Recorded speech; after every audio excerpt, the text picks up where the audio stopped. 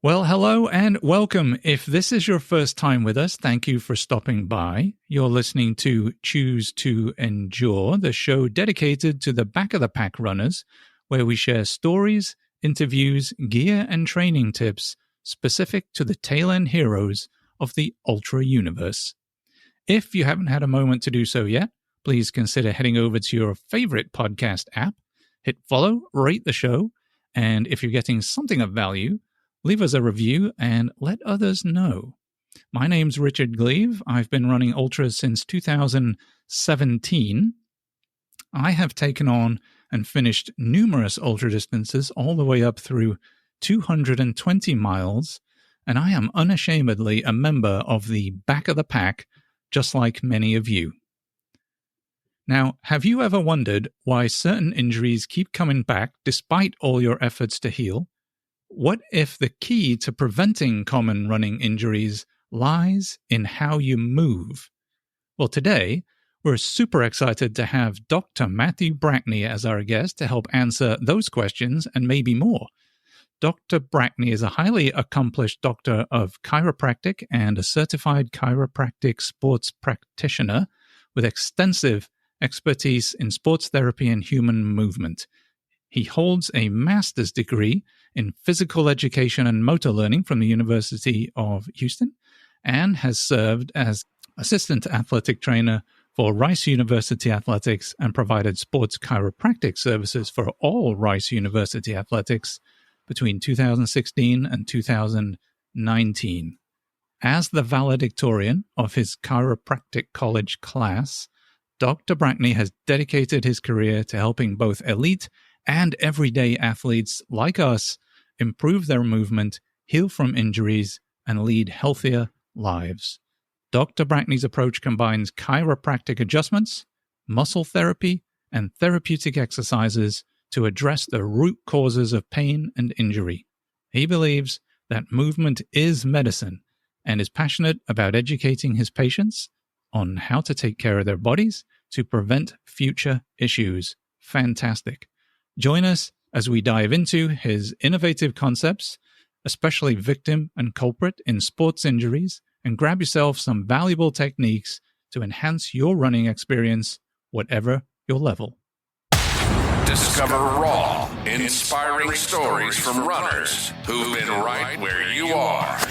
This is the Choose to Endure Ultra Running Podcast with your host. He's English, not Australian. Richard Gleave. Dr. B, welcome to the show. Thank you so much for sparing a little of your very busy time to talk to us today. How are you doing, sir? Hi, Richard. I'm doing great. Thank you for having me on the podcast. I'm really excited to talk with you. Well, that was some bio and some intro, so, just a little bit to live up to there. Fantastic. Oh, thank you. Yeah, we talked a little bit there about victim and culprit. I know that's something you've pitched before, like, hey, I really want to talk about this.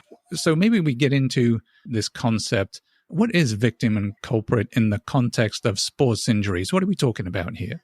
Yeah, it's a great question. That's the little terminology that I've used, but essentially it's identifying the root cause of the issue. So, I had an amazing background in sports medicine. As my undergraduate training was in athletic training, sports medicine. But so much of the way we used to look at the body was based on conditions. Just here's knee, here's patellar tendonitis, here's a plantar fasciitis, and you look at that condition and you're just looking at that anatomy and that tissue. What are the exercises that you do for this area? What are the therapies that you provide for this area? Yeah. And there's a lot of value to those things. Those are necessary. But what I learned actually at my time at Rice, this is when I learned this lesson. And I'll tell you how I learned it here in a minute. But what I learned was that just because someone has pain in a certain area doesn't mean that's where the problem is coming from. You can have incredible results when you address the actual root cause issue. So just to give a little bit of the context there, I was an athletic trainer before I was a chiropractor. So that was my background. I like you mentioned, I was working at Rice. I worked primarily with the swimming team as well as the tennis teams. Oh, cool. Those were my primary sports. I also helped out with football. So I had a swimmer who was dealing with shoulder pain. She had shoulder pain. She started seeing me every day in the athletic training room, and we started doing ultrasound. We started doing some exercises. We started doing e-stim every day in the area. She was just not getting any better.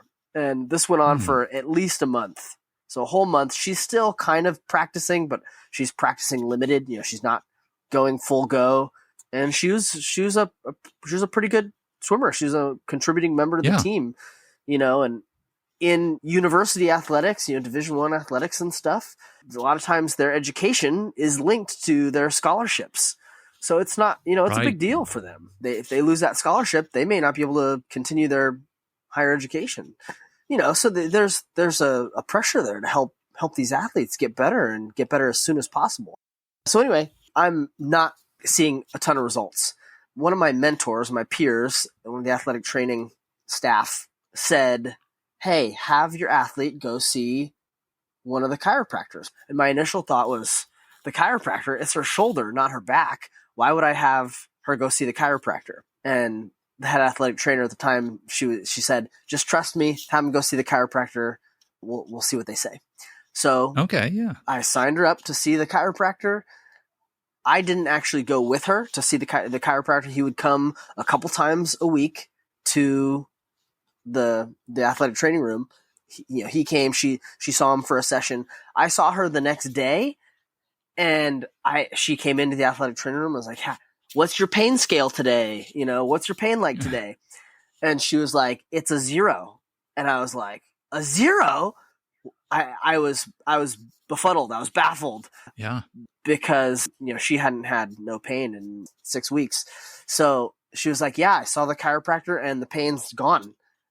And I was just flabbergasted that she could have that fast results after one session. So I go in, next time this guy comes to Rice, to the university, I went in there and I was like, hey man, thank you for helping my athlete, but what did you do? I was almost indignant as well. Like, I've been working on this athlete trying to get her better for a month, and with no results, and you see her one time and she's fixed. Like, just walk right in. Yeah. I was so confused. So he opened my eyes to this concept. He said, she didn't have a shoulder problem. I think I had mentioned something like, how did you fix her shoulder? He's like, well, the problem wasn't her shoulder. The problem was her neck. And, after I picked my jaw up off the floor, he explained to me, just because someone has pain in an area doesn't mean that's where the problem is. So many times the area that hurts is the victim. It's the tissue that's getting excessively stressed or pulled or twisted or compressed. It's getting biomechanically affected because of neighboring anatomy that's not working appropriately. That was a really big light bulb moment for me as a clinician. And from that moment on, I began to look at the body that way. I began to be more thorough in my evaluation. So instead of just someone came to me with knee pain, instead of just looking at their knee, I started looking at their ankles and their hips and their low back as well, to see if I could find something that was overtly wrong in those other areas that may make sense why it was affecting their knee in this case. So, and that particular chiropractor, he became my mentor. He became a mentor of mine. He taught me a lot organically there. And that really revolutionized how I looked at the body and how I approached injuries and pain. So it's kind of like, instead of fixing the symptom, look for the root cause. Yeah, I think that's probably the simplest way to say it. Is it's a root cause approach. You're trying to address really what the root cause issues are. Yeah. And so now, what would be, in that context, what would be some common injuries you might think of for runners in particular, especially those here like me at the back of the pack? I was thinking, as you were talking, things like shin splints maybe, or hip or IT band problems. Are those the kind of things where you might look at that and go, okay, well, like I might look at that and think, why is my shin hurting? I've got to roll my shin. But you might come in with that victim culprit context and say, actually, there might be something else going on there. Yes. Yeah, that's a great example. So do you see common injuries like that? 100%. Yeah. Shin splints, plantar fasciitis, patellar tendonitis, jumper's knee, if you will, IT band friction syndrome, like runner's knee, snapping hip. People have clicking or snapping hips. Ooh. Yeah, even, a lot of low back pain. Snapping hip. That sounds amazing. All of those, what used to be called overuse injuries, but now the sports medicine world kind of refers to them more as repetitive use type injuries. Those are all great examples that are usually this concept applies to, where the thing that hurts isn't really the problem. It's really the tissue that's getting beat up, so to speak. Yeah, and I think we might even have talked about this at some point before, but this whole sort of concept of kinetic chain, where things are linked to each other further up and down the chain. And if there's something out of whack, either further up the chain, it can cause knock-on effects down the line, so to speak. Yep. As you were mentioning about, back. I mean, back issues, hip issues, causing things lower down that chain too. Exactly. There's two main concepts that apply to this victim culprit type model, particularly when you're talking about injuries, sports injuries, and pain related to physical activity. There's what you were just talking about, which is basically the kinetic chain and basically anatomy. So if you know the anatomy, if you know how the hamstring ties into the knee and then how that ties into the calf, this becomes pretty easy. So anatomy, and then the second part is biomechanics, and that takes an expert eye and training in understanding how biomechanics works. But that can also, you can have faulty biomechanics in an area that leads to an issue in another area.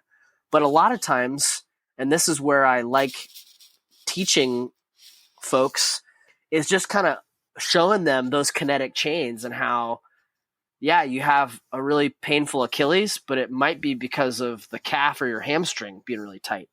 So kind of learning to explore upstream and downstream, if you will.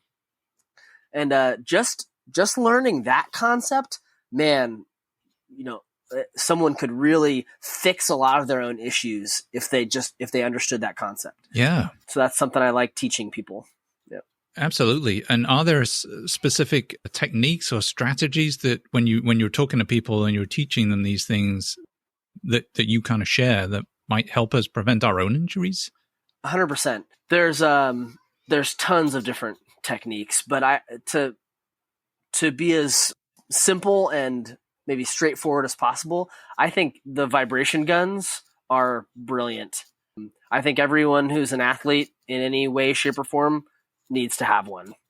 They're such good tools at doing the myofascial release, digging into muscles, helping break apart restrictive tight fascial adhesions, helping break apart knots. Oh yeah. Stretching and using that vibration tool are really, really effective. Like I said, there's foam rollers, lacrosse balls, sticks, and all these tools are awesome and they all have their place. In fact, all of those tools pretty much do the same type of thing. The vibration gun, a foam roller, lacrosse ball, it's all basically doing the same thing. This type of, you're kneading the muscle and you're kneading the connective tissue that's called fascia. You're helping it not be too adhesive or sticky to the muscle. It all kind of does the same thing at the muscle level, but they're just sort of different tools for different areas. Like different, you think about different screwdrivers, flathead versus a Phillips head. But if you were to just get one, I'd get the vibration gun because it's you can bring it anywhere. It tends to be, you get results a little bit faster. Is that one of those things where you get what you pay for with the vibration gun? Because there's a wide variety of those tools out there. Would you suggest, hey, if you're going to go get one, make sure it's as good as you can afford, essentially? There definitely is a you get what you pay for factor. So a few years ago, maybe like 5, 6, maybe 7 years ago now, there's pretty much only one main one that was on the market. And it was a little bit, it's not cheap. It's not terribly expensive, but it's nothing to sneeze at, $300, $400. Yeah. And is a really great tool. It's the one that I have now. It's an excellent tool. It's well made. It lasts a long time.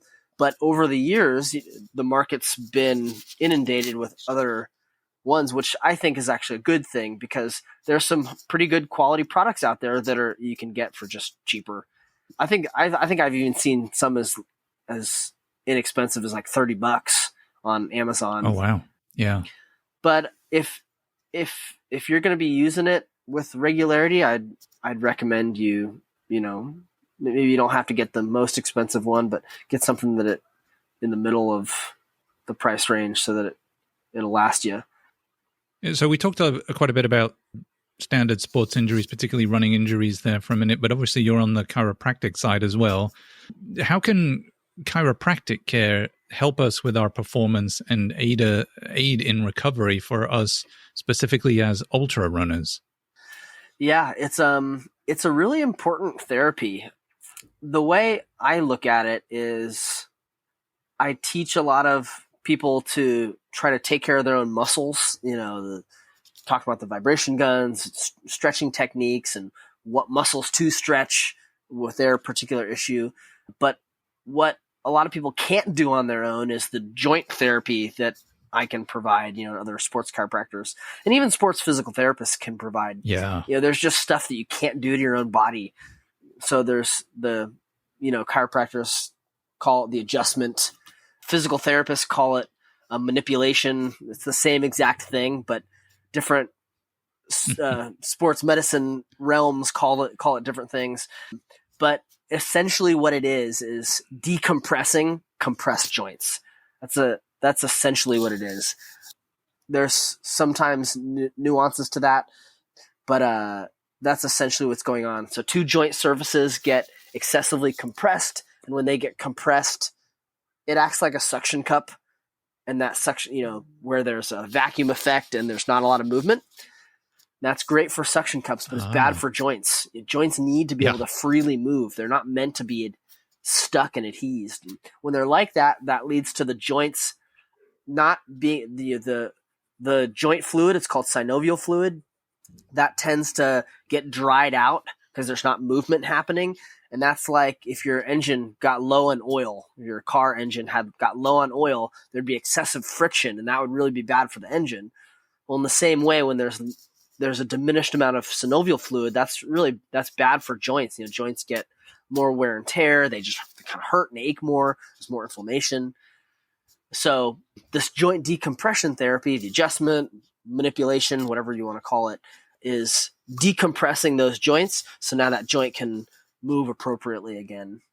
So whenever you go and you get popped, that's what's happening is that suction is getting released, and now the joint can move appropriately. And that's just not something. Is that what it is?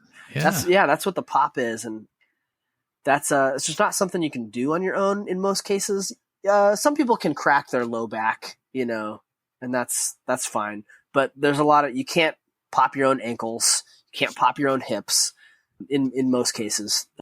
So that's something that, it's really valuable to have a sports chiropractor like me to be able to help out with. But obviously the expertise of understanding the biomechanics, the mind is also important. It's not just the physical popping of joints, but also, understanding how the body works and helping people implement strategic concepts to get over their issue faster, so. Yeah. Now my body pops and cracks all over the place. For the synovial fluid, is it possible to get that back? I'm just asking for a friend. Is it gone when it's gone, or? No, your body produces it. So the synovium is the lining of the joints, not all joints, but most joints, the big main moving joints that we think of, shoulder, hips, knees, ankles, hands, fingers. They have this joint lining called synovium, and that's what produces that little engine oil, that synovial fluid. So yeah, it can come back. If you get damage to that synovium, then it can affect the ability of the joint to produce synovial fluid. But yeah, it's self-replenishing, which is pretty cool. That is cool. Are there specific adjustments that you would suggest would be particularly beneficial for runners? Maybe the back or I don't know, even shoulder, because you're swinging quite a lot with that sort of full body movement. The spine really is an important foundational element. From a biomechanics standpoint, the spine is sort of the foundation of the body. So a lot of lower extremity issues, hip and knee issues, a lot of times it stems from the back, and the back is dysfunctional in some way. and that leads to inappropriate biomechanics and leads to then knee pain. So the back and the pelvis, the sacroiliac joint is it's starting to become, more common knowledge about that particular joint, but it is such an important joint for the low back, the pelvis, the hips, and it seems to be involved in just nearly anyone that ever has back pain. This joint's involved at least somewhat. So that's a really important joint to have functioning appropriately. And then I'd say the ankles and the feet. That would be the next one, I would say, for runners. That's a really important one. The feet are, if they're not absorbing shock well, if the muscles are imbalanced, calf is too tight, shin muscles too weak, that tends to lead to a lot of lower extremity issues, pain and injuries. So having those joints aligned appropriately and decompressed appropriately is super valuable.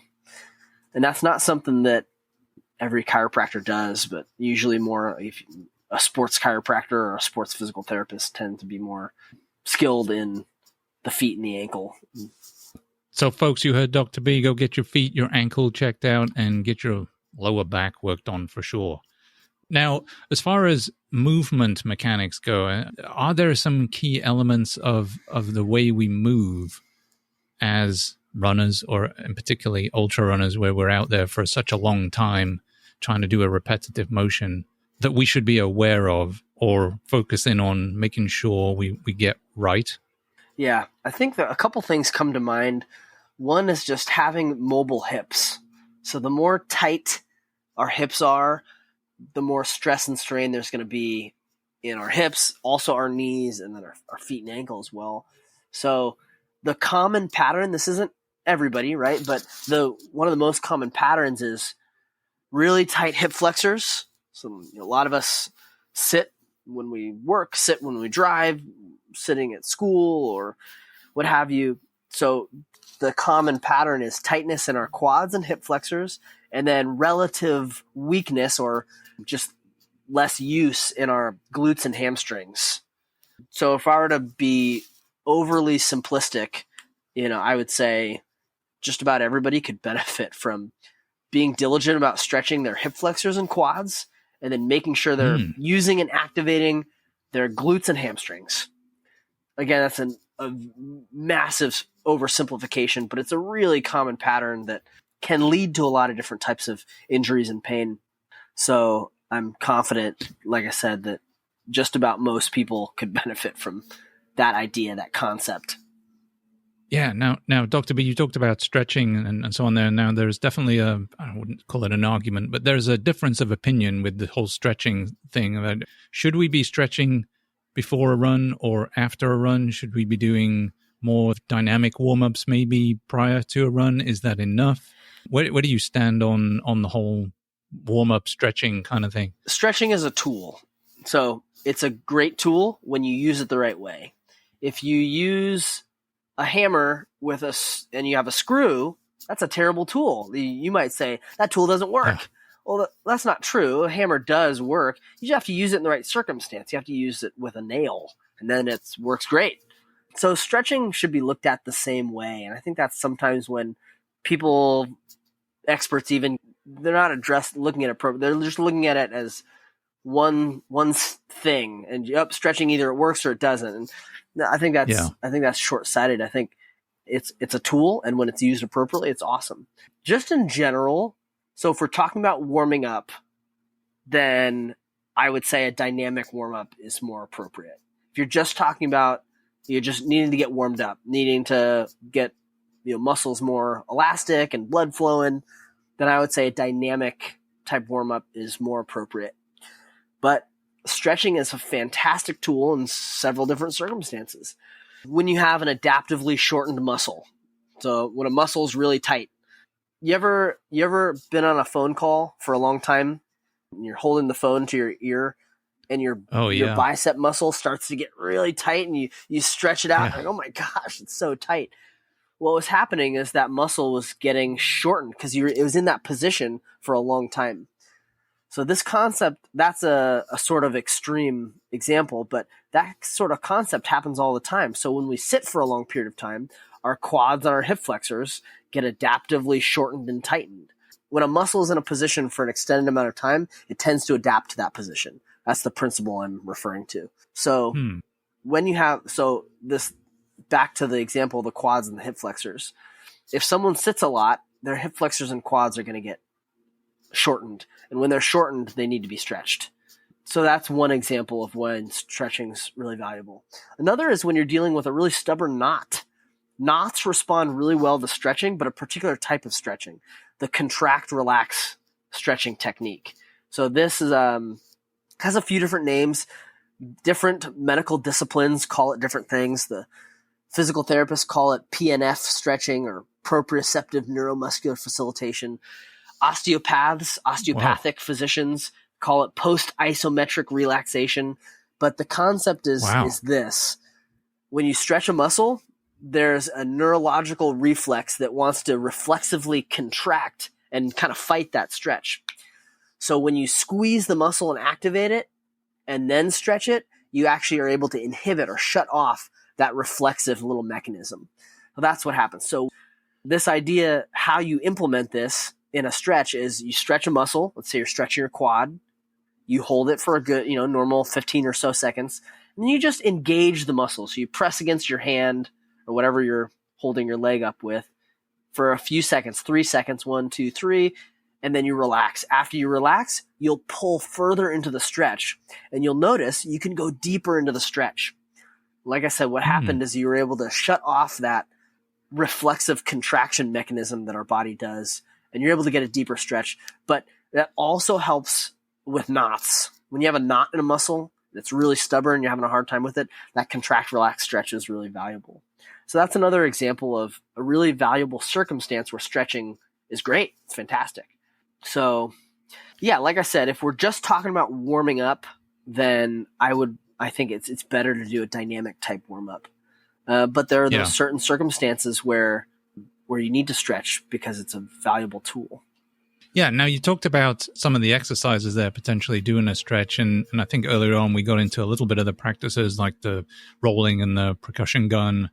But can you share with us just some basic exercises or routines that you feel might be useful for runners like us that we might be able to do at home just to kind of keep ourselves in a good health state? Totally. So going back to that pattern, I like to talk about patterns because it helps create a framework for the victim culprit concept. So like I was saying, a really common pattern is tightness in the hip flexors, tightness in the quads, and then relative, I don't want to say weakness, but inactivity, disuse of the glutes and hamstrings. So with that, doing the lunge stretch is a really valuable stretch for the hip flexors. There's some nuance to it. Sometimes people do that stretch incorrectly, and it leads to, and they're just not feeling a good stretch. So the hip flexor stretch is in a lunge type position. If you'd like, I could send you a YouTube video that I have that goes over how to do that stretch correctly for your listeners. Yeah, absolutely. I mean, if you've got any, I will put them in the show notes and we can just link straight out to your YouTube videos for anyone that wants to take a look. As you're describing them, we can, we can label them and they can go click on the link in the show notes. Yeah, I just brought that up because it can be hard to describe what I'm talking about. It's much easier to see it, but making sure your pelvis is neutral when going into that stretch and you're not arching your back, but you have a flat back in that lunge type stretch, that makes a real big difference in getting the stretch in the right place. So, and then also, like I said, stretching the quad. Most people know how to stretch their own quad, the classic pull your heel to your butt, from gym class when you're in 8th grade. Yeah.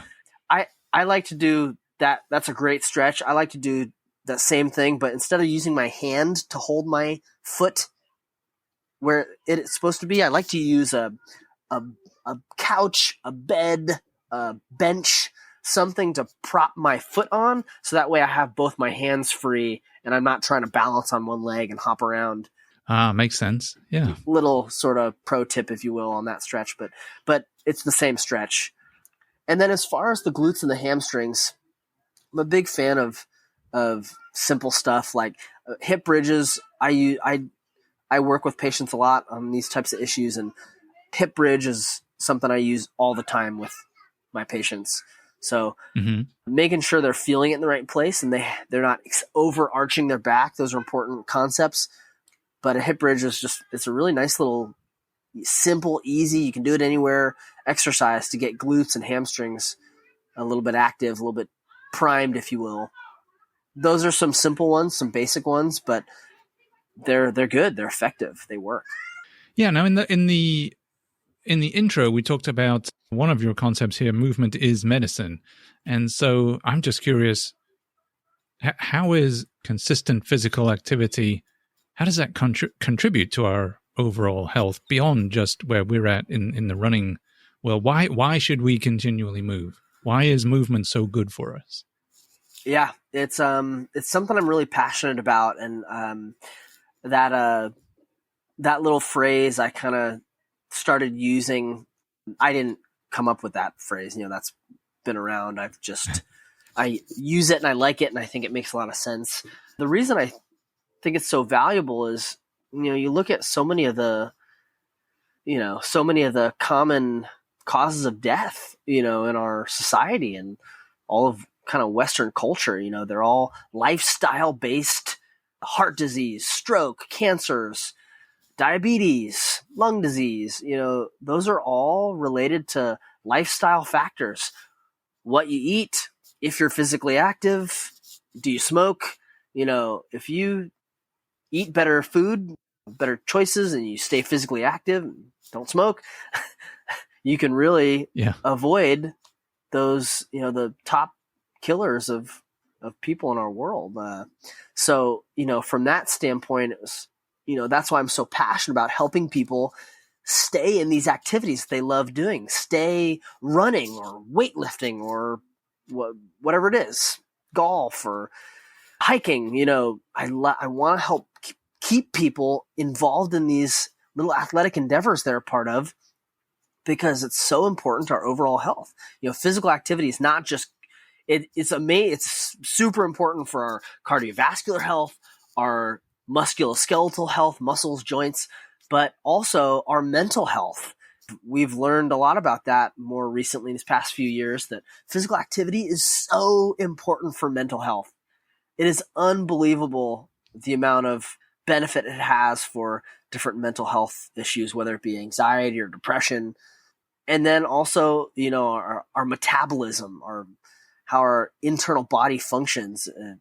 There's so much research that's come out in the past decade, 2 decades, about how important physical activity is for so many different aspects of our health. So, and then the other kind of piece to that is, if you have a physical injury, a physical problem, then in my opinion, a physical solution is most appropriate. If you have a chemical problem, then a chemical solution tends to make more sense as being appropriate. But the sort of traditional Western medical model doesn't view it that way. They just use chemical approaches for everything, for a chemical approach for every problem.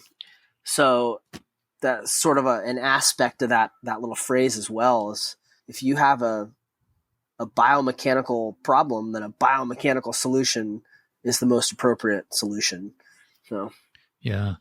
And I think though that sort of resonates with the audience for this podcast too. I mean, nobody is out here saying you have to move quickly or be the fastest. I think people are just saying, just get out there and move. Yeah. Just that fluidity, I think, really, we've such a sedentary lifestyle. We sit around, as we've talked about, just a short while ago, we sit around and we don't move during our work life, and we work longer and longer hours. And there's so much evidence, I think, that not just from the physical, but as you brought up, the mental side of things, that getting outside, in particular trail running, as well as many other sports out there, but when you're out in nature and you're moving around, moving along the landscape, on your own 2 feet, and just kind of, there's definitely a mental aspect, but you can only get there by moving, right? And so if you look after your engine, your car, you can get out there and drive it and go to some really cool places and get the benefit of the mental side of things. But I think, when your car starts to break down, you can't take it places, and then you lose you lose that option from the mental side of things. I agree. I think just moving, and I don't care if you're the slowest person out there or the fastest person out there. I think it's amazing when people get up and give it a go and just commit to moving, really. Yeah, there's been some just such cool little examples in recent history I've seen of people in their 80s, sometimes 90s, running marathons. You mentioned just earlier of a recent experience you had with someone in their 80s, I believe you said, running their first marathon. I've seen other examples of men and women doing incredible athletic feats well into their years, and they didn't start that way. They started where they could, and then they built up, and worked at it.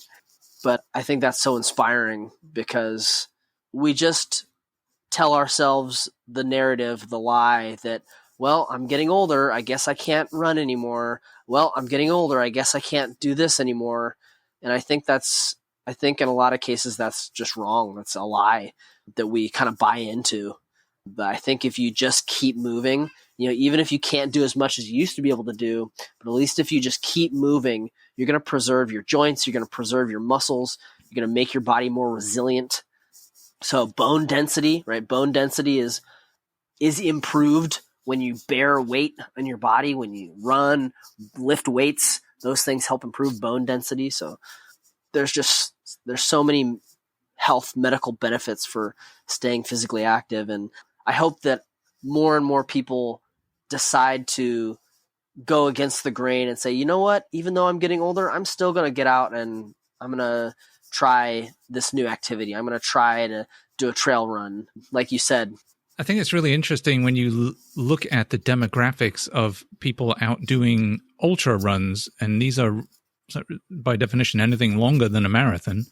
It could be anything up to hundreds of miles, but the demographics of people at these races are all 35 to 65 and maybe a bit higher than that. There's relatively few young people actually getting into the sport. And I think there's a lot of that in the choice of people sort of hitting late to middle age and thinking, wow, I'm really feeling like I haven't run, I haven't been athletic, I haven't moved for, 10, 15 years since I was in my 20s. It seems like there's a lot of people in this particular sport of ultra running who are in that age bracket, certainly the 40 to 65 bracket. So I think it's really interesting that I think it's one of these moments where people kind of have this aha and they go, I need to move again. Yeah. And it's a sport that allows you to move to some degree at your own pace. You don't have to be fantastic at it. You just have to get to the finish and beat the cutoff here and there. Yeah. So I just think the demographics of it kind of fit the I'm getting older narrative. And actually, I really want to do an episode on that. I want to do a whole episode on sort of training and running races as an older athlete, as people who are aging. As I approach my 50th year, I think that's only appropriate. But yeah, I mean, things change, right? And maybe your approach to training changes and your approach to racing changes because of the age. It doesn't mean, you might be slower relative to yourself at age 30, but you can still set goals and you can still go out and train and you get all the side benefits that we talked about from a health perspective for doing that as you age. And maybe then you are healthier later into life. So I think I think that's kind of why I like the sport, and there's lots of opportunity to take on a challenge and within that and sort of keep yourself mentally active as well as physically active and outside in some beautiful places across the world. So I think maybe an episode on aging as an ultra runner, the differences in training and I love that age appropriate challenges that come with getting older, how we might approach those. So Good thoughts, indeed. Now, I know you're not just a chiropractor. Outside of your own practice, I think you're a fairly accomplished ultimate frisbee player. Is that accurate? Accomplished is probably generous. I like to play. I like to play, and I've been on Houston's club team for a number of years. So it was called Space City starting in 2010. So I was on Houston's club team for several years, about 5 years. And then I actually hung up my cleats for a few years because couldn't manage it with family life and owning a practice and everything that went into it. But just to give some context, club, when I say club, that used to be the highest level of ultimate frisbee. There's actually professional leagues now, believe it or not, that it's been around since 2016 or 17, I think, the professional ultimate frisbee league. But it runs sort of parallel to club. All the club players that are the highest level athletes play on those professional teams, but the professional league is run by completely separate individuals who are trying to make a business, professional sports out of it. And the club, the people that run the what's called club ultimate frisbee are just, it's a nonprofit. It's just for the sport and the things like that. But essentially the same type of people play. But more the past few years, I've picked it back up because I aged into the masters category. So masters is 33 and up. So I aged into that category. That doesn't seem like masters. I think you need to be older to get into masters, I'm sure. 33 and up. Boy, that's that really cut you off there. Pretty early, right? I know. Yeah. You can still play no matter how old you are. You can still play in other leagues, but you can't be in masters until you're 33. But it's a little bit shorter of a season, the masters season. It doesn't go as long as the normal club season does. So it lends itself a little bit better to my, I'm married. I have 3 kids. Yeah.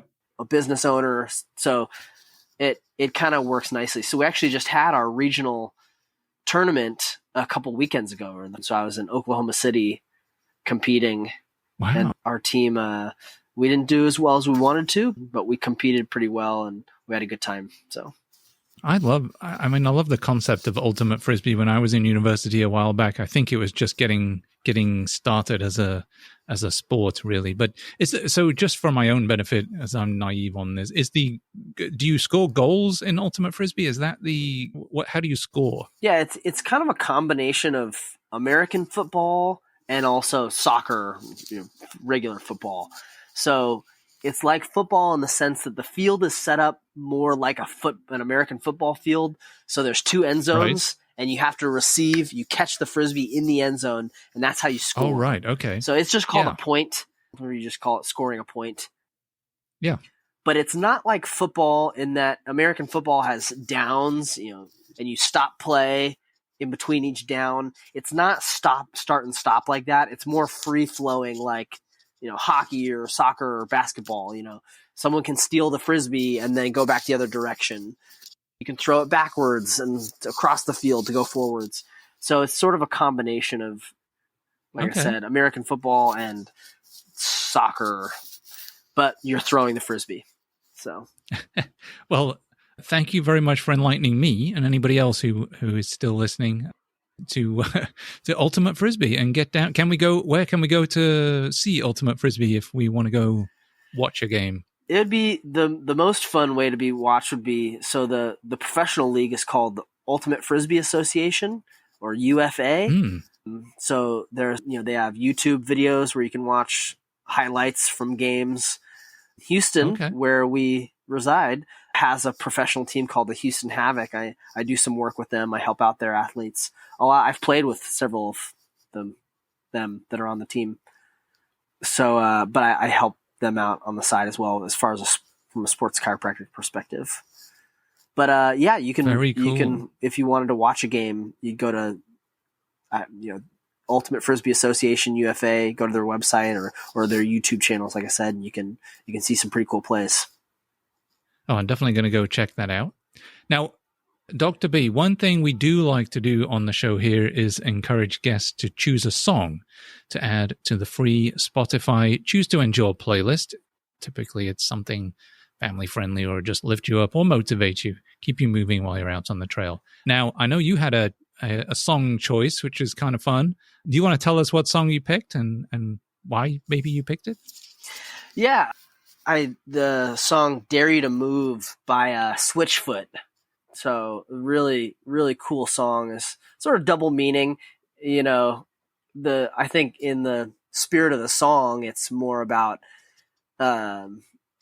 taking internal action in your life and not being on the sideline, but also the double meaning for me, and us and this conversation is, really just, getting out and moving your body and choosing some form of activity to do on a regular basis is, like we said, so important for our overall health.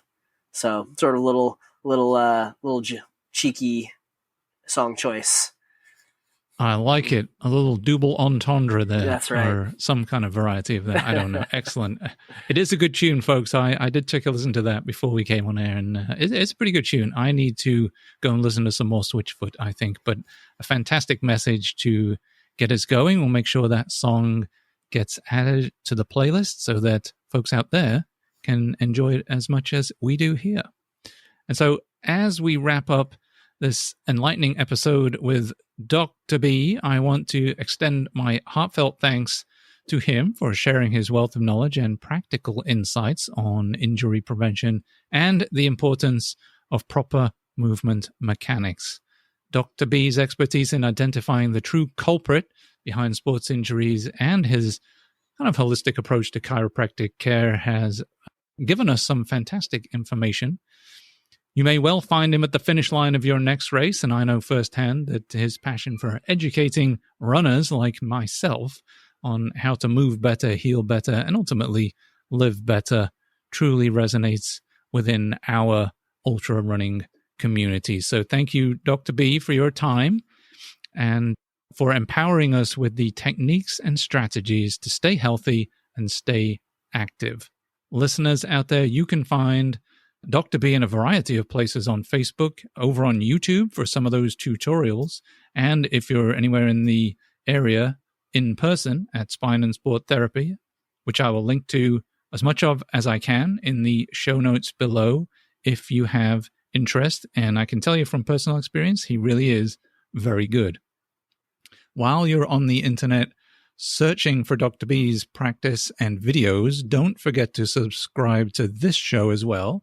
Get notified each time a new episode comes out. And of course, follow, share, and like. That would be very much appreciated.